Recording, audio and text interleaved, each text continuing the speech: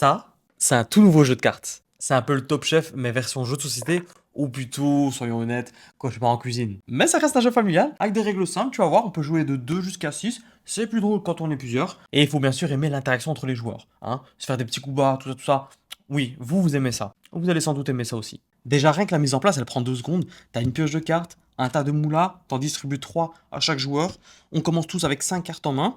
Et on a tous un petit resto. Donc moi j'ai un petit resto japonais, l'autre il a un resto français, etc. Bref. Et on reçoit tous une carte étoile différente. Le but du jeu, devenir le premier restaurant étoilé. Pour ce faire, il va falloir gagner 12 points, mais ils sont répartis dans différentes manières. Peut-être que tu dois miser plus sur la déco ou bien sur la qualité du service. À ton tour, c'est hyper simple. Tu pioches 2 cartes et t'en joues jusqu'à 3. Justement, moi il me faut un peu de déco. Alors, je vais rajouter ce pot de fleurs. Dites-moi ce que vous en pensez. Par contre, c'est payant. Faut payer. Voilà, ça coûte 2. Hop, je paye 2. La carte est devant moi. J'ai au moins une icône de décoration. Il m'en demande 3, donc il faudrait que j'en cherche encore 2.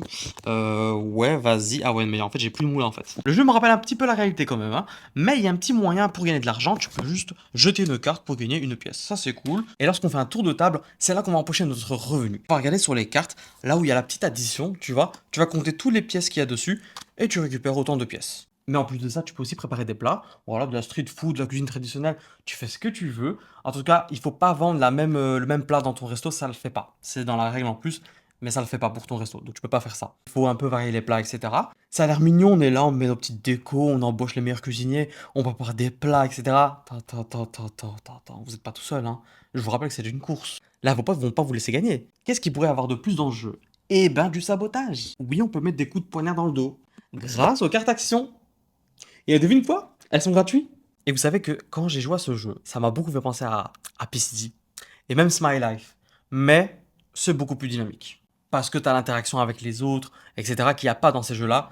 Et moi, c'est ce que j'aime bien, c'est l'interaction. Voilà, j'aime bien me disputer, c'est chouette. Après, on fait la paix.